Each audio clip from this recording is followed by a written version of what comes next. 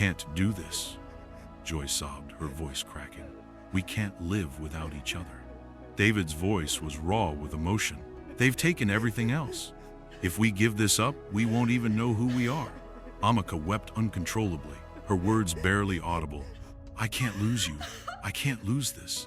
Stephen wiped his glasses, his hands shaking. If we don't do it, we'll never be free. But if we do, we'll lose everything that matters. For a long moment, the only sound was their collective sobbing.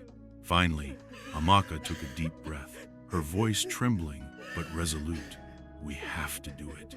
David whipped around, his face streaked with tears. Amaka, no, we can't. She looked at him, her heart breaking. David, if we don't, the market will keep taking from us. We'll be nothing but shadows of ourselves. Well, well. If you haven't subscribed to the channel yet, you need to subscribe. The weight of their journey pressing heavily on their shoulders. As they approached the village, a woman appeared in the doorway of one of the huts. She was tall and thin, her skin deeply wrinkled, her hair wrapped in a faded scarf. Her sharp eyes studied them with a mix of curiosity and suspicion. Who are you, and what do you want here? She called out, her voice strong despite her age. We're looking for Mama Ireti, Amaka said, stepping forward. Baba Ade sent us. He said she might be able to help us. The woman's expression softened slightly at the mention of Baba Ade. She gestured for them to follow her. Come. If Baba Ade sent you, it would be important. They followed her into the heart of the village, where several other villagers paused their work to watch them. The stairs were neither welcoming nor hostile, but filled with quiet caution. The group felt the weight of the villagers' gaze as they were led to a small hut at the edge of the clearing. This is where you'll find her, the woman said, nodding toward the doorway. Go carefully. Mama Ireti doesn't see many visitors these days. Inside the hut, the air was thick with the scent of herbs and smoke. Bundles of dried plants hung from the ceiling, and the dim light of a single lantern cast long shadows on the walls.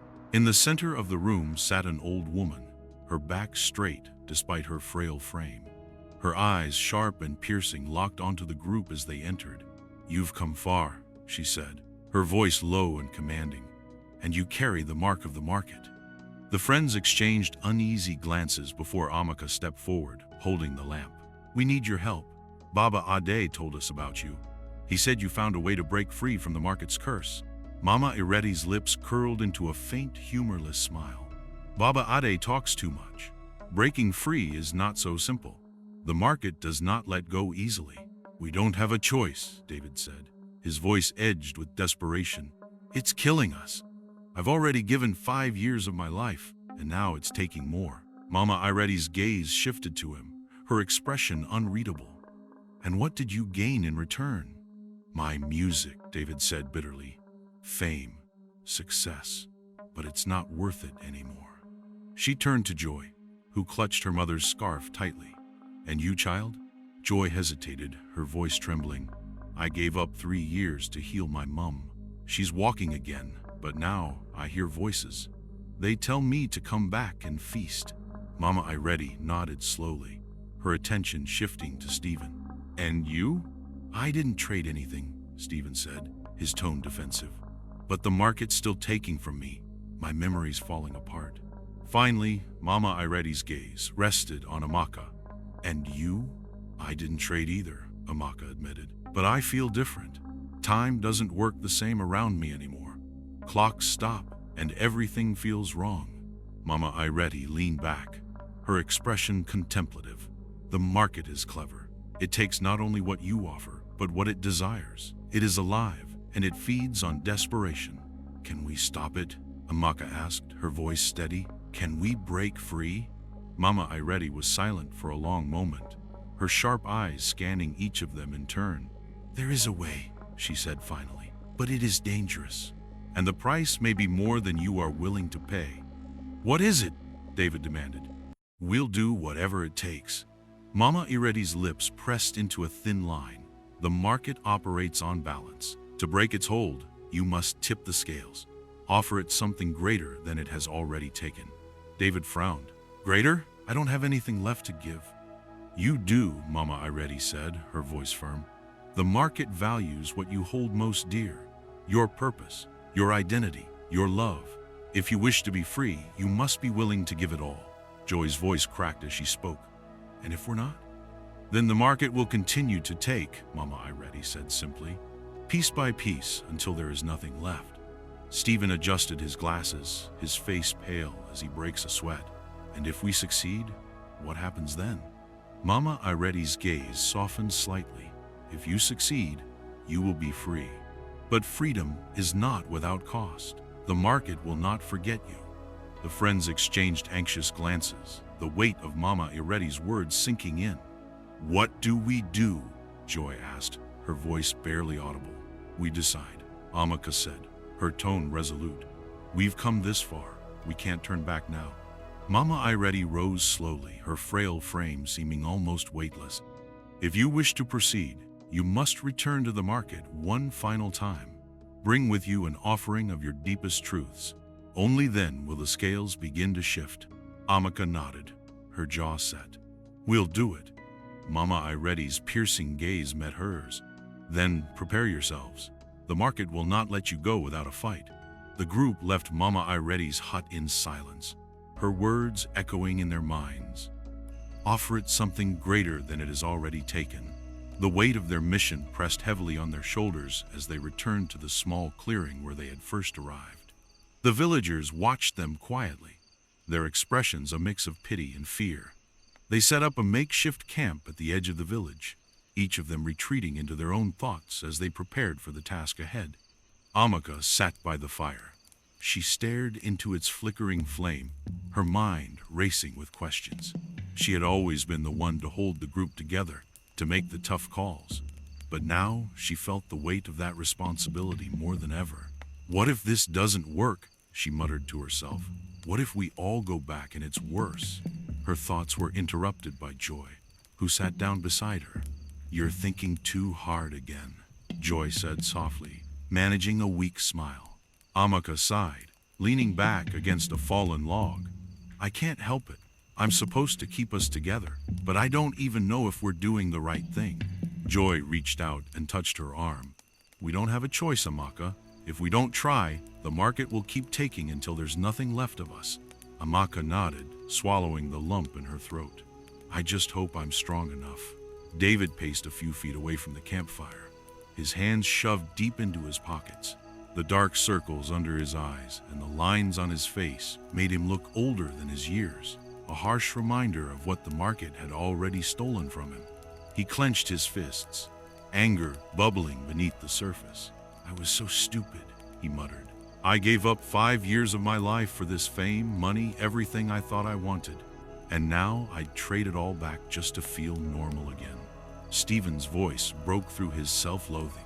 You weren't stupid. You were desperate. David turned to face him, his frustration evident. And look where desperation got me. I can't even look in the mirror anymore without seeing what I've lost. Stephen adjusted his glasses, his gaze steady. You're not the only one who's lost something, David. But the fact that you're here, fighting to fix it, that's what matters. David sighed, running a hand through his graying hair. I just don't know if I've got anything left to give. Joy sat on a small rock near the edge of the camp, clutching her mother's scarf tightly. She stared into the forest, her mind replaying Mama Ireti's words. The market values what you hold most dear. She had already given up 3 years of her life, but now it seemed she'd have to give even more. Her mother's laughter echoed in her memory, a bittersweet reminder of why she had made the trade in the first place. I did it for her, she whispered. But what if she wouldn't want me to do this? Amaka approached her, sitting down beside her with a gentle sigh. You okay? Joy shook her head, tears brimming in her eyes. What if I can't do it, Amaka? What if the price is too high? Amaka placed a hand on her shoulder, her voice steady. You've already given so much, Joy. But if we don't do this, the market will keep taking from you. From all of us. Joy nodded, wiping her tears away. I don't know if I'm ready. None of us are, Amaka admitted. But we'll face it together. Stephen sat apart from the group, his notebook open on his lap. He scribbled furiously, filling the pages with notes, diagrams, and hastily written thoughts. He knew that his memory was slipping away faster than he could keep up, and the fear of losing himself was all-consuming. "I won't let it take me," he muttered, his pen pressing hard against the paper. David approached him, his expression wary. "You've been writing for hours. What are you doing?" Stephen didn't look up. "If we don't make it, someone needs to know what happened. Someone needs to understand what the market is and what it does to people." David frowned, sitting down beside him. "You think we won't make it?" Stephen stopped writing, finally meeting David's gaze. "I don't know, but if I don't leave something behind, it's like I was never here, like I never existed." David placed a hand on Stephen's shoulder. "You're more than your memories, Stephen. Even if you lose them, you're still you." Stephen's lips twitched into a faint smile. "Thanks, David. I just hope you're right." As night fell, the four friends gathered around the fire, the lamp flickering between them. The forest seemed to close in, its shadows deeper and more menacing than before. But despite their fear, there was a quiet determination in their eyes. "This is it," Amaka said, her voice firm. "We've come too far to turn back now." David nodded, his jaw tight. "Whatever the price is, we'll pay it. We have to." Joy clutched her scarf, her voice steady despite the tremble in her hands. "We'll face it together." Stephen adjusted his glasses, his expression resolute. "No matter what." Amaka lifted the lamp, its glow casting a warm circle of light around them. "Then let's get ready. Tomorrow, we face the market." The group sat in silence for a moment longer, the crackle of the fire their only companion. Though fear lingered in their hearts, it was tempered by the bond they shared, the unspoken promise that, no matter what happened, they would face it together.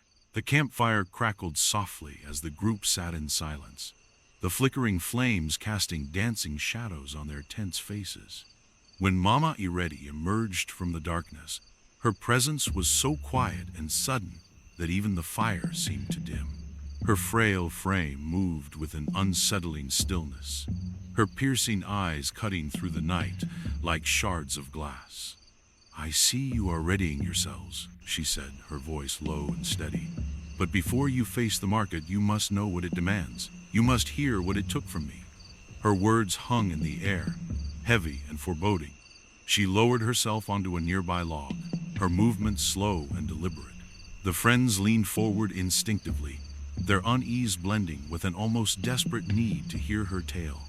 Mama Ireti began, her voice carrying the weight of a lifetime of pain. "Many years ago, I was like you, young, desperate, and foolish enough. My daughter, my only child, was dying. A sickness had taken hold of her, something no medicine or healer could cure. She was barely breathing when I entered the forest, the weight of her life on my shoulders." Her gaze fell to the fire, her hands trembling slightly. "The vendors, they knew my pain. They always do. They don't speak it outright, but they show you. They mirror your agony back at you until you're drowning in it." Amaka wiped a tear from her cheek, unable to look away. "They offered me salvation," Mama Ireti continued, her voice breaking. "They promised my daughter's life in exchange for something I thought I could live without, my laughter. It seemed a small price at the time. Who needs laughter when their child is dying?" I agreed without hesitation. Her lips twisted into a bitter smile. "But the market is never satisfied with what it takes." The first few weeks after the trade, my daughter was healed, Mama Ireti said, her voice quivering. She was vibrant, alive, laughing like a child should. But the more she laughed, the less I felt. The joy I had given up wasn't just a fleeting thing, it was the very core of me. I couldn't smile, couldn't feel warmth in her laughter. She would tell me stories, show me drawings, and all I could do was stare. She paused, swallowing hard. It got worse. The laughter wasn't enough for the market. It started taking my memories, one by one, like plucking strings from a harp. One night, I woke to find her sitting at the edge of my bed, her face pale as the moon. She said, "Mama, they want me now." Amaka gasped, her grip on the lamp tightening. "I ran," Mama Ireti said, her voice breaking completely. "I ran into the forest, screaming at the market to take me instead. I begged the vendors to undo what they had done, to take my life, my soul, anything but her." Her eyes were glassy with unshed tears. "And do you know what they did? They laughed. Laughed at me, laughed at my desperation. A trade is eternal, they said, but you may offer more if you wish. They demanded something greater, she continued, her voice now a whisper. My purpose, my very existence as her mother. They would let her live if I surrendered my bond to her. She would be free of the market's grip, but to her, I would become a stranger. A woman might pass on the street without a second glance. The fire seemed to dim as her words sank in. Tears streamed down Joy's face, and even Stephen, ever the skeptic, looked shaken. I agreed, Mama Ireti said, her voice trembling, because what choice did I have? The next morning, my daughter was safe, her laughter free of whispers. But when she looked at me, there was no recognition in her eyes. I was no longer her mother, only a stranger who had once lived in her home. She wiped her face, her frail hands trembling. I left that village soon after. I couldn't bear to see her grow up without knowing who I was. I have lived alone ever since, haunted by the shadows of what I gave. The friends sat in stunned silence, their emotions raw. Mama Ireti's story had laid bare the full, horrifying extent of the market's cruelty. She looked at each of them in turn, her sharp eyes glinting in the firelight. The market will take from you as it took from me. It will push you until you break. You must be willing to give everything, not because you want to, but because there is no other way. David spoke first, his voice hoarse. How do you keep going? I don't, Mama Ireti said simply. I exist, but you are not me. You have each other, and that is your strength. Use it. She stood, pulling a small pouch from her shawl. Take this, she said, handing it to Amaka. It contains herbs that will confuse the market's whispers. Burn them before you enter the market. It may buy you time, but it will not save you. The market will close for another century to new seekers, but it will be open to you, so find your way. Don't lose your path. Amaka accepted the pouch with trembling hands. Thank you, Mama. Mama Ireti nodded, her frail frame silhouetted against the fire. Remember my story. Remember the cost. And remember this. The market remembers all who enter. With that, she disappeared into the shadows, leaving the group to sit in heavy silence, the fire casting long, trembling shadows over their haunted faces. The sun was still low in the sky when the friends broke camp, the morning air heavy with anticipation.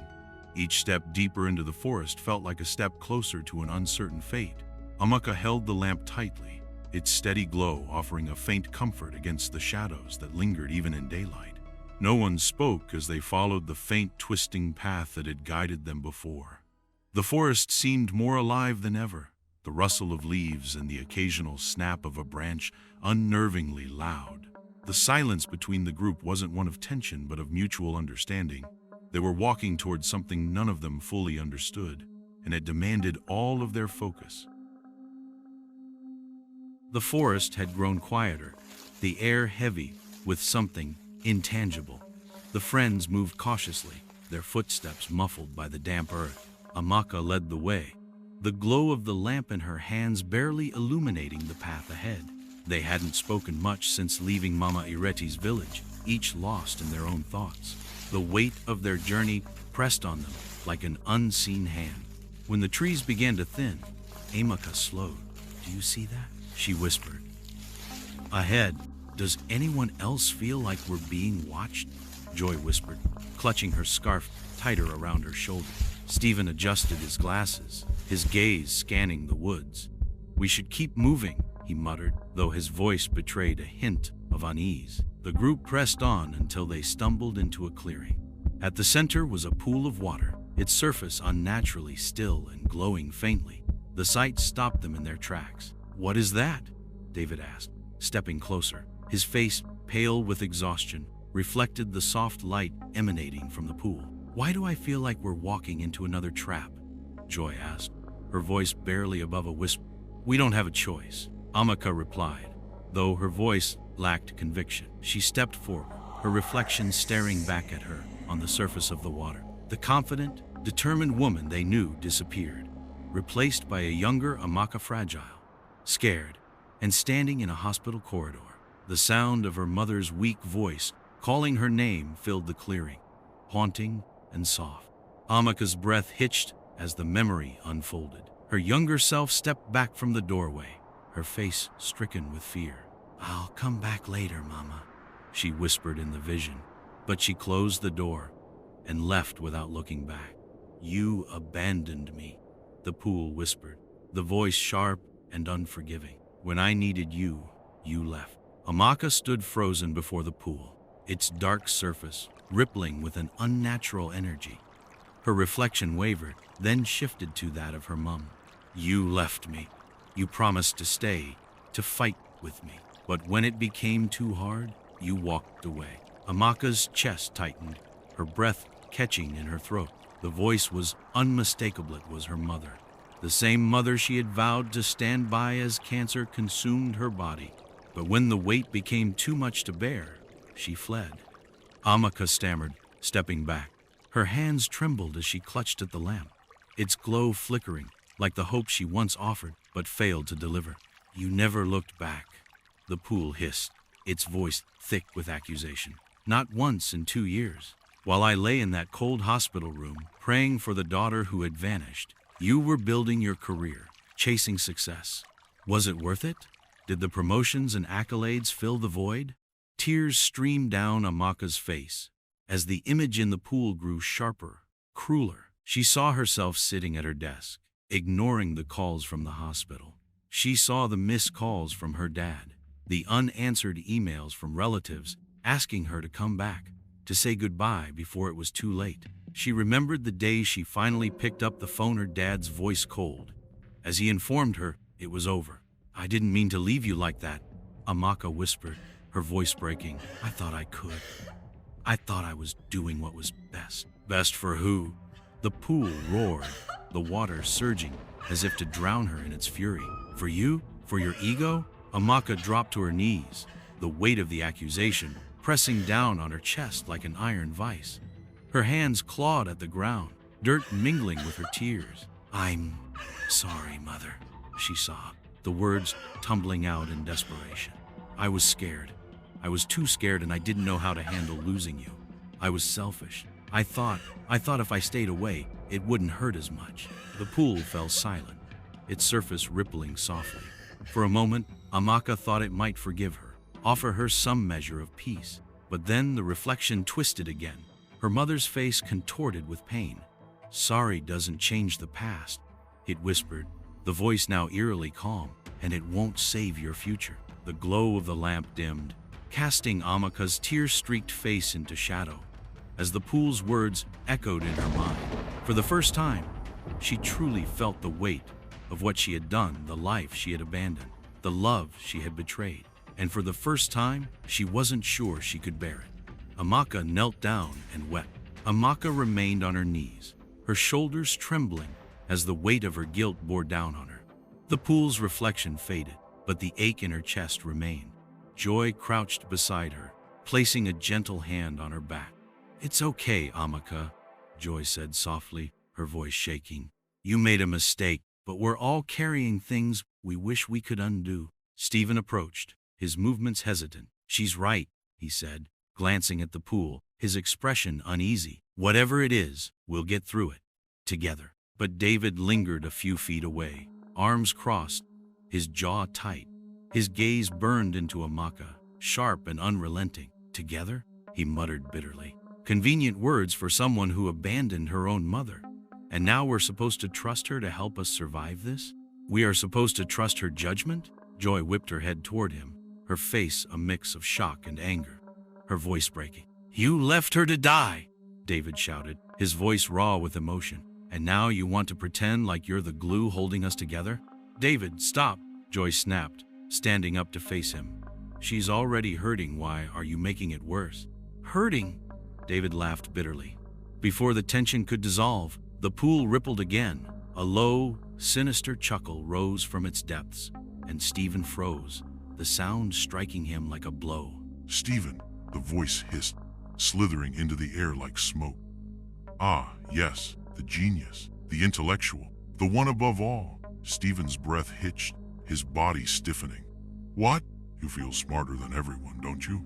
The pool's voice was a poisonous whisper. "You've always looked down on David.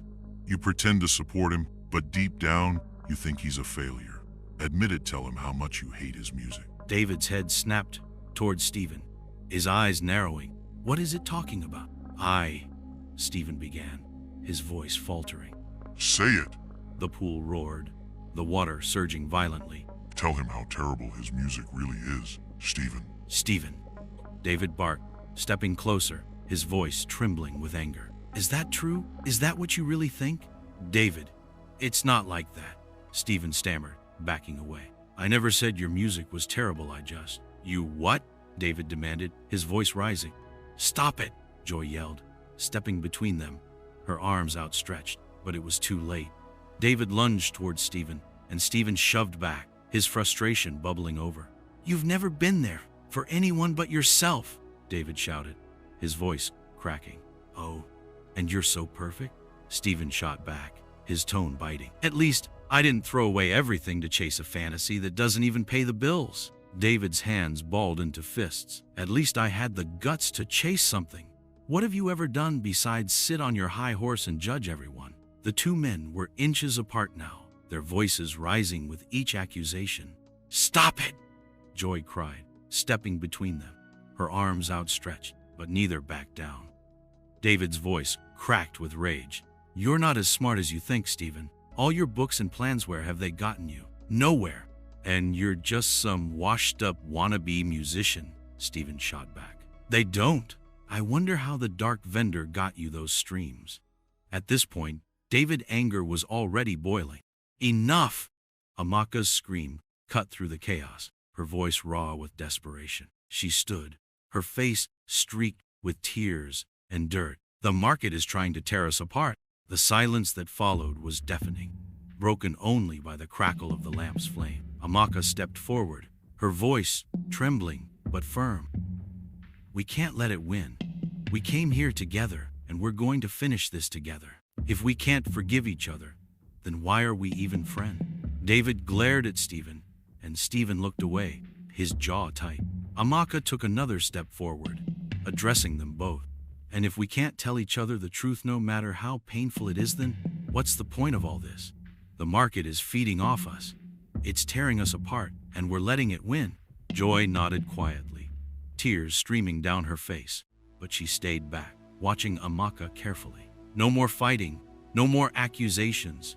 Whatever happens, we have to stick together. David and Stephen avoided each other's eyes, their breathing heavy. Slowly, reluctantly, the group reassembled, the tension still thick but subdued. Let's keep moving, Amaka said, her voice steadying. She picked up the lamp, its glow flickering softly. The group head out to continue their search for the market, but David went back to the pool and spat at it before heading back to join the group. After walking few miles, David apologizes to Amaka. I'm really sorry for sounding so harsh earlier on. I don't know what came over me.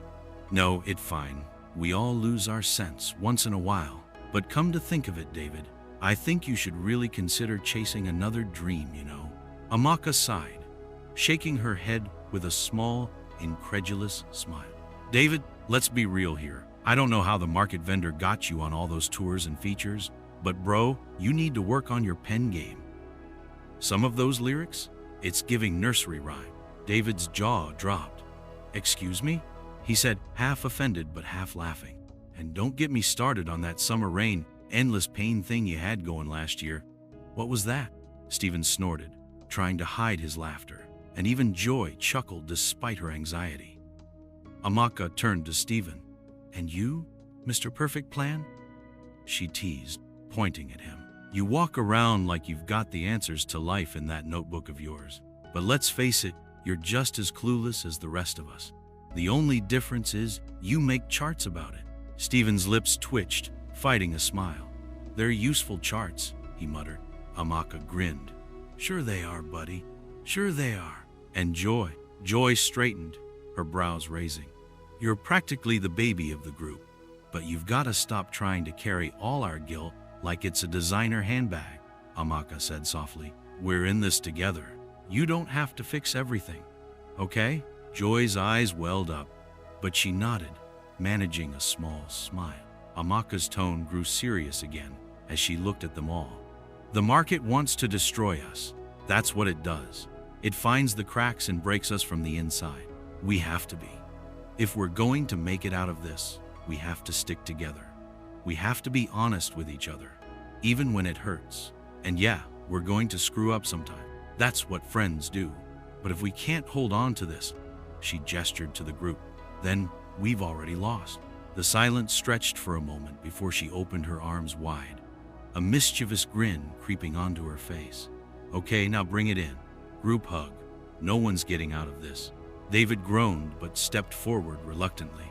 You really had to drag my music like that, huh?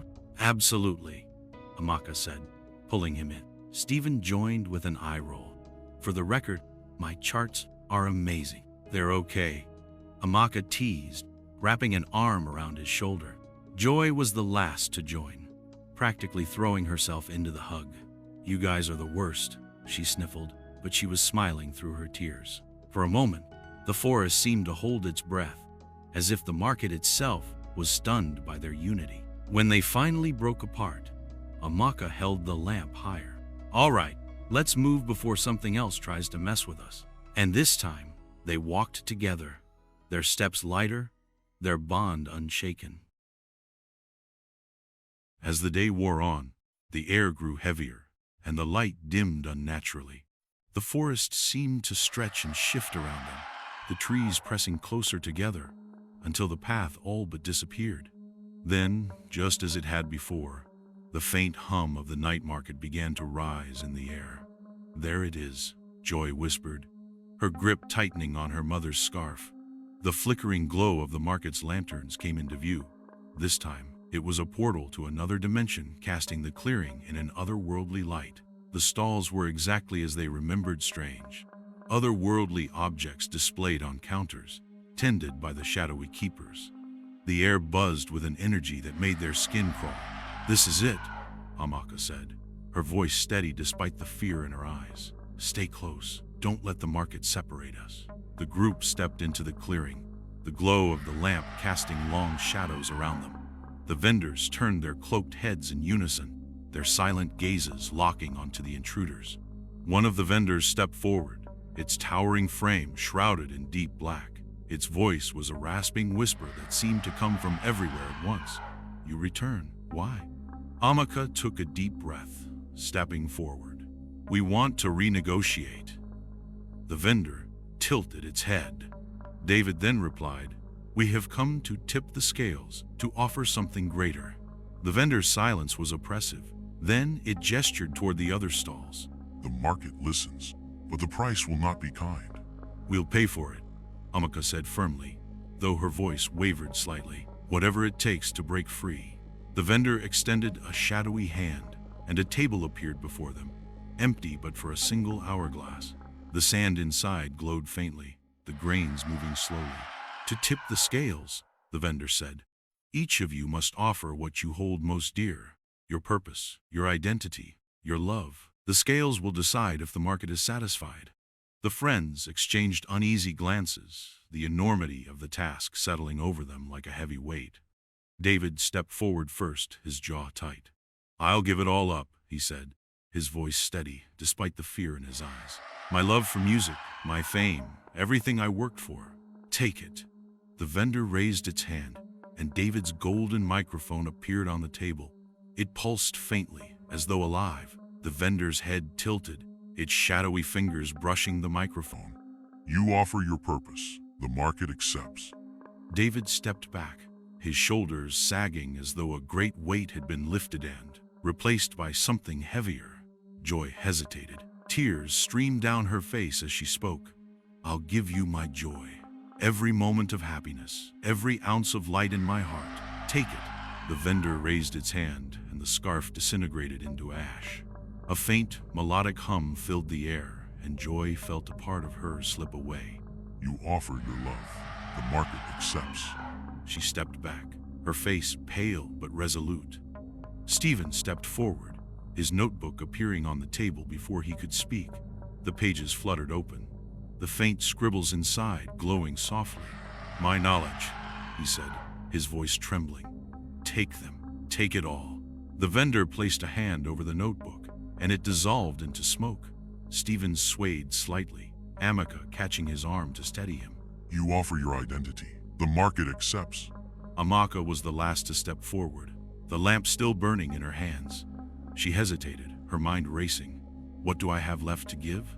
Then she realized, her voice the very thing that defined her, her ability to tell stories, to connect. She placed the lamp on the table. Take my voice, my ability to speak, to tell stories. Take it. The vendor's fingers brushed the lamp, and its glow intensified before vanishing entirely. You offer your truth. The market accepts. The vendor raised its arms, and the hourglass on the table began to glow brightly. The sand inside swirled violently, the grains moving faster and faster until they exploded in a burst of light. The market went silent. The vendors stood still, their shadowy forms blending into the darkness. Then the lead vendor spoke. The scales have been tipped. The market is satisfied. The oppressive weight in the air lifted, and the glow of the lanterns dimmed. The friends felt a strange sense of release, as though invisible chains had been broken. You are free, the vendor said. But freedom is not without cost. The market remembers. David exhaled sharply, relief washing over his face. It's done, he said, his voice trembling. We're free. Amaka held the extinguished lamp in her hands, her fingers trembling. Joy clung to her scarf turned ash, while Stephen stood motionless, his glasses slipping down his nose. For the first time in months, they felt the faintest glimmer of hope. But just as they turned to leave, a figure emerged from the shadows. Taller and darker than the others, this vendor radiated an energy that froze them in place. Its voice was colder, deeper, and carried a weight that sent shivers down their spines. Wait, it said. You are not yet free. The friends froze, their hearts sinking. Amaka turned slowly, her voice trembling. What do you mean? We've given everything. The vendor stepped closer, its presence overwhelming. Not everything. The market demands balance. For you to be truly free, the greatest offering remains. David's fist clenched. Anger flashing in his eyes. We've given enough. What more could you possibly take? The vendor's voice was calm, almost pitying. Your friendship, your memories of each other, that is the final price. The words hit like a thunderclap. Joy let out a strangled gasp, tears welling in her eyes. No, she whispered, shaking her head. Not that. Anything but that. David stepped forward, his voice shaking with rage. You can't do this. We've already given you everything, our purpose, our joy, our identities. You can't take each other away from us. The vendor's shadowy form tilted slightly, as though observing their pain. Your bond outweighs everything you have offered. It is the last tether that holds you to this world. Without it, the scales will tip, and the market won't release you. Amaka's legs gave out, and she sank to the ground, clutching the extinguished lamp. Tears streamed down her face as she shook her head. No, please, no. We can't. I can't lose them. Stephen adjusted his glasses, his usually calm demeanor shattered. There has to be another way. You can't expect us to give up the only thing that's kept us going. The vendor's tone remained unyielding. The market does not bargain twice. The choice is yours. Your freedom or your bond. The friends huddled together, their hands trembling as they clung to one another. Tears streamed down their faces as they realized the gravity of the decision before them. We can't do this, Joy sobbed, her voice cracking. We can't live without each other. David's voice was raw with emotion. They've taken everything else. If we give this up, we won't even know who we are. Amaka wept uncontrollably, her words barely audible. I can't lose you. I can't lose this.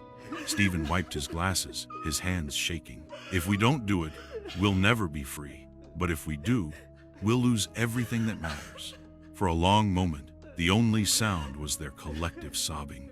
Finally, Amaka took a deep breath, her voice trembling but resolute. We have to do it.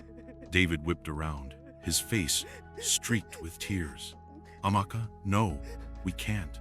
She looked at him, her heart breaking. David, if we don't, the market will keep taking from us.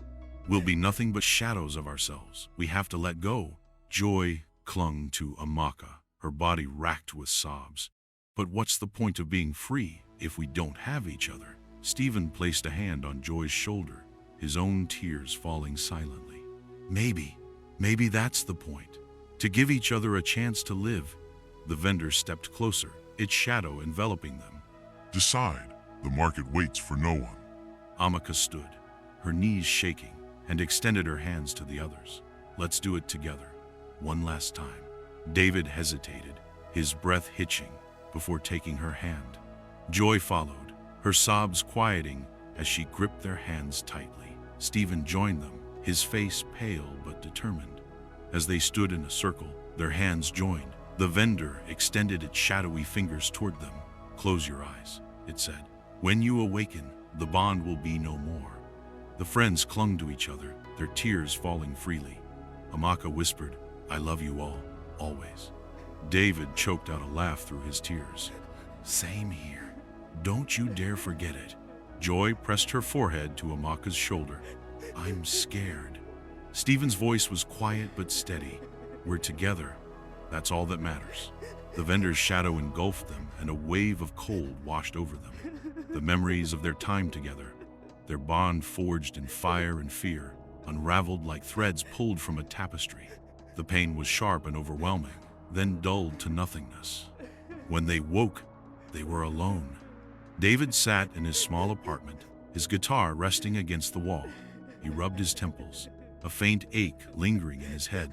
Something felt off, but he couldn't place it. Shrugging it off, he picked up his guitar and began to play. Joy woke in her mother's house, the morning light streaming through the window. She stretched, a vague sadness tugging at her chest. Stephen sat in his cluttered apartment, staring at a half-written journal. He adjusted his glasses, shaking his head at the scattered notes. Must have forgotten something, he muttered, returning to his work. Amaka woke in her small studio, her computer glowing softly on the desk. She stared at the blank page before her, her hands hovering over the keyboard. A tear slipped down her cheek, though she didn't know why.